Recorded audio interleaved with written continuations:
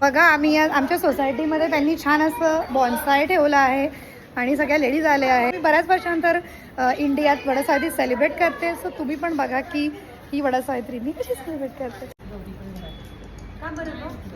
स्वतः आम्ही सगळे पूजा करतोय. बघा तुम्ही.